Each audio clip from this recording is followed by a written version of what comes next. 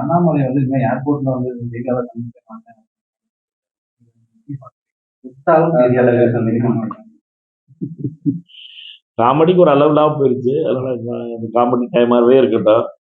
இல்லை, அவரை பொறுத்த மட்டிலும் பத்திரிகையாளர்கள், குறிப்பாக பத்திரிகை பொறுத்த மட்டிலும் அவர் காமெடி டைமாக அவர் பேசுகின்ற பேச்சுக்களும், அவர் உள்ளுக்கு பின்னமான பேசுகின்ற பேச்சுக்கும் ரசித்த பத்திரிகையாளர்கள் நீங்கள் கொடுக்கின்ற அந்த இம்பார்ட்டன்ஸ் தான் அவரை அப்படி ஆக்கி வச்சிருக்கு.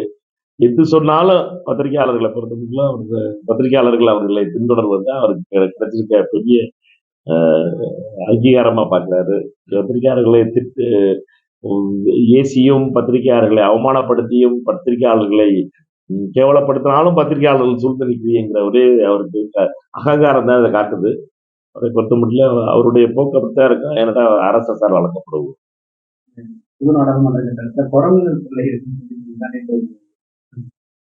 பாராளுமன்றத்தை பொறுத்த மட்டும் முதல்ல பாராளுமன்றம் முதல் மலைக்கு தாங்காத பாராளுமன்றம் ஆயிடுச்சு.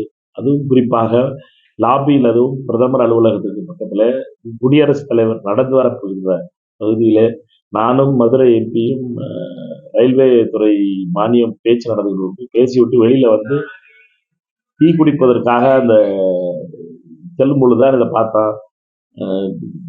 பொத்துக்கிட்டு ஊத்துதுன்னு நம்ம ரஜினி படத்துல வர்றாப்புல பாட்டு மாதிரி இருந்துச்சு. அப்பதான் அந்த வீடியோ எடுத்து அது வந்து இது வந்து ரொம்பவும் எவ்வளவு அயோக்கியத்தனத்தின் உச்சமா இந்த அரசு பார்க்குதுங்கிறத பார்க்கலாம். அதை அடுத்து ஒரு நாள் கழிச்சு பார்த்தீங்கன்னா அதுவும் 120 ரூபா படிக்கட்டை வச்சு தண்ணி பிடிச்சிட்டு இருக்காங்க. ஏற்கனவே 1000 கோடி ரூபாய்க்குள்ள பில்டிங்கை வந்து இவ்வளவு இதாக கட்டிட்டாங்க.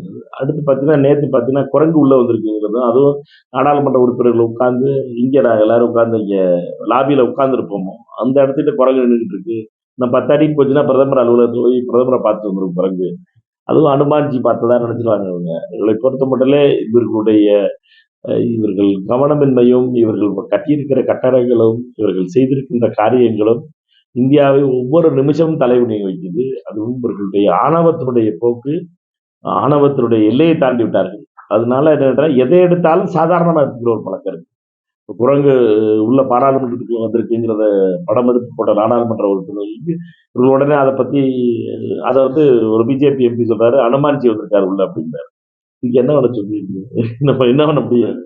இவர்களுடைய மனநிலைமையை பத்தி நம்ம என்ன பண்ண முடியும்? இவர்களை பொறுத்த மட்டும் எந்த ஒரு பிரச்சனையும் இவர்கள் எந்த ஒரு இவர்கள் செய்கின்ற தவறுகளையும், இவர்கள் செய்கின்ற அயோக்கியத்தனத்தையும் சுட்டி காட்டினால் இவர்களுக்கு ரியாக்ஷன் வேற மாதிரி இருக்கு. அதனால இவர்களுக்கு நல்ல காலம் வரணும், இந்தியாவுக்கு நல்ல காலம் வரணும். இவர்களை பொறுத்த மட்டும் இவர்களிடமிருந்து இந்தியா விடுதலை பெற வரணும். அருந்ததியர் மக்களுக்கு உள்ளிட இடஒதுக்கீடு வந்துட்டு நிறைவேற்றப்பட்டிருக்கு அப்படின்னு சொல்லி அண்ணாமலை சொன்னதை நிறைவேற்றிட்டோம். இவங்க சொன்னாங்க அது கலைஞர் நிறைவேற்றினது. இது யார் வீட்டுக்காக யாரும் அதை உடைச்சிட்டு போற கதையா இருக்கு. இது கலைஞர் கொண்டு வந்த உள்ஒதுக்கீடு. இது ரொம்ப நாளா ஆந்திராவினுடைய மிக முக்கியமான ஆந்திராவினுடைய லெஃப்ட் ரைட் பிரச்சனை இல்லை. அது 2005 இருந்து சுப்ரீம் கோர்ட்டுக்கு போனது. இதுல உச்சநீதிமன்றத்தினுடைய ஒரு பகுதி தீர்ப்பு என்பதும் இன்னொரு பகுதி தீர்ப்பு என்பதும் தேவையில்லாத ஒரு தீர்ப்பும் தேவையான ஒரு தீர்ப்பு வந்திருக்கு. அதனுடைய விளைவில் மிகப்பெரிய அளவில் இது நம்முடைய இந்த தீர்ப்பினுடைய மிகப்பெரிய அளவில் இதனுடைய ரிசர்வேஷனையே பாதிக்கக்கூடிய ஒரு நிகழ்வாகவும் மாறிவிடலாம். 2வது பகுதிக்கான தீர்ப்பு. அதனால அது ரொம்ப தீர ஆராய வேண்டிய நிலையில் இருக்கிறோம். முதல்ல பார்க்கும் பொழுது சப்காட்டகரைசேஷன் என்பது, அதுவும் அருந்ததி சமூகத்திற்கு கொடுக்கப்பட்ட அந்த உள்ஒதுக்கீடை ஏற்றிருக்கின்ற சுப்ரீம் கோர்ட்டுடைய இந்த பகுதி தீர்ப்பு என்பது வரவேற்கப்பட வேண்டியது. இதை கொண்டு வந்த கலைஞரும் அதை தொடர்ந்து வாதாடிய தமிழக அரசுடைய வழக்கறிஞர்களும், அதுவும் அது அதிமுகவுடைய அரசின் போது இருந்த வழக்கறிஞர்களுடைய நிலையும் இதுதான் இருந்துச்சு. அதுக்கு பின்னாடி திராவிட முன்னேற்ற கழகத்தினுடைய அரசில் அந்த வழக்கறிஞருடைய தமிழக அரசினுடைய நிலையாக தொடர்ந்து இந்த நிலை கொண்டு கலைஞர் கொண்டு வந்து 2005, 2006, 2007 நினைக்கிறேன். அந்த டயத்துல கலைஞர் கொண்டு வந்தது தொடர்ந்த போராட்டமாக நடந்து இதற்கான வெற்றியை கிடைச்சிருக்கு. இது மிக முக்கியமான வெற்றியா பார்க்கிறோம். ஆனால் அதனுடைய அடுத்த பகுதியாக பொருளாதார நிலையினால இதை பற்றி சுப்ரீம் கோர்ட் சொல்லியிருப்பது என்பது மிகவும் அது அதிர்ச்சியான ஒரு விஷயமாக இருக்கிறது. இதை பற்றி ஆராய வேண்டியதும், அதில் சொல்லப்பட்டிருக்கின்ற சில நீதிபதிகளுடைய தீர்ப்பும் மிகப்பெரிய அளவிலே இது அதிர்ச்சியான விஷயமாக இருக்கிறது. ஏனென்றால் எப்படி பிற்படுத்தப்பட்ட மக்களுக்கு பொருளாதார அடிப்படையிலான ஒதுக்கீடு என்பது 2017 ஒவ்வொரு வருடமும் அதற்கான எவ்வளவு பொருளாதார வருமானம் வர வேண்டும், உச்சவரம்பு இருக்க வேண்டும் என்பதை நிர்ணயிப்பது அரசனுடைய கடமை. 2017க்கு முன்னாடி அது அப்புறம் ஓபிசிக்கான லிமிட்டை இன்க்ரீஸே பண்ண வேண்டாம். நான் பாராளுமன்றத்தில் இதுக்கான ஒத்திவைப்பு தீர்மானத்தையும் கொடுத்தேன், மந்திரிக்கும் எழுதினேன். அதை பற்றி பதில் 2017 இருந்து 8 வருஷம் ஆயிடுச்சு. 8 வருஷமா 8 லட்சம் ரூபாய் மட்டும்தான் வருமானம் உள்ளவர்களுக்கு தான், கீழே இருக்கிறவங்களுக்கு தான் இடஒதுக்கீடுங்கிறத அபத்தமான ஒரு விஷயத்தை மோடி அரசு செய்கிறது. இது பிற்படுத்தப்பட்ட மக்களுக்கு செய்கின்ற துரோகம். இதனால பிற்படுத்தப்பட்ட மக்கள்ல பலருக்கு இது வாய்ப்பு கிடைக்காமல் போகிறது. அவர்களை பொறுத்த மட்டும் அவர்கள் மார்க் வாங்கியிருந்தாலும் சரி, அவர்களுக்கு இதுல பிற்படுத்தப்பட்ட பட்டியலில் வர முடியாத ஒரு நிலையில் இருக்கிறது. இப்படிப்பட்ட துரோகத்தை செய்கின்ற மோடி அரசின் கையிலே மீண்டும் தலித் மற்றும் தாழ்த்தப்பட்ட மற்றும் பழங்குடி மக்களுடைய இப்படி பொருளாதார அடிப்படையிலான இடஒதுக்கீடு வேண்டும் என்று சொல்லியிருக்கின்ற இவர்களுடைய தீர்ப்பு என்பது மிகவும் அதிர்ச்சியான தீர்ப்பாக இருக்கிறது. இதை பற்றி காங்கிரஸ் கட்சியில் விவாதம் நடைபெறுகிறது. காங்கிரஸ் கட்சியுடைய நிலை மிக விரைவில் தெரியும் என்ற நம்பிக்கை எங்களுக்கு இருக்கிறது. சப்கேட்டகரைசேஷனை காங்கிரஸ் கட்சி வரவேற்கிறது. ஆனால்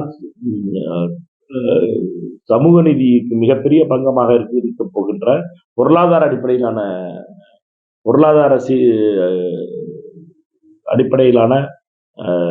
இவைகளை தாழ்த்தப்பட்ட பிற்படுத்தப்பட்ட மக்களுக்கு எப்படி தடையாக இருக்கிறதோ அதே போல தாழ்த்தப்பட்ட மக்களுக்கும் மிகப்பெரிய தடையாக இது மாறும், மிகப்பெரிய அளவில் ஆபத்தாக மாறும் என்பதால் அதை பற்றி காங்கிரஸ் கட்சி ஒரு குழு அமைத்து அதை பற்றி ஆராயும். பட்ஜெட்ல தமிழகம் வரல, நிறைய குற்றச்சாட்டுகள் இருந்தாலும் மற்றொரு புறம் ஆந்திராவுக்கும் பீகாருக்கும் சிறப்பு நிதி ஒதுக்கப்பட்டிருக்கு.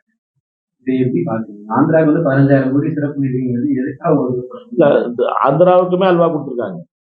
ஆந்திராவை பொறுத்தவரைக்கும் அவர்கள் யாருக்கும் எதுவும் பண்ணல. அவர்களை பொறுத்த மட்டும் ஆந்திராவுக்கும் அந்த வார்த்தை 15 கோடி ரூபாய் 15,000 கோடி ரூபாய் அரேஞ்ச் கொடுப்போம்.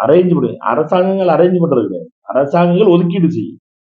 அரேஞ்சுங்கிறது கிராண்ட்டுங்கிறது வேற, அரேஞ்சுங்கிறது வேற. அரேஞ்சுங்கிறது 4 பேங்க்கிட்ட சொல்லி நான் அரேஞ்ச் பண்ணி கொடுக்குறேன், உங்களுக்கு கடை அரேஞ்ச் பண்ணி கொடுக்குறேன். அரேஞ்ச் பண்றதுதான். ஆந்திராவுக்கும் அல்வா கொடுத்த புண்ணியவதிங்கிறது அன்னைக்கு திருமதி நிர்மலா சீதாராமன் தான். தமிழ்நாட்டுக்கும் பிறந்த தமிழ்நாட்டுக்கும் அல்வா, வாழ்ந்த கர்நாடகத்துக்கும் அல்வா, வாழப்போன ஆந்திராவுக்கும் அல்வா கொடுத்த புண்ணியவதிங்கிறது திருமதி நிர்மலா சீதாராமன் தான். சரியா?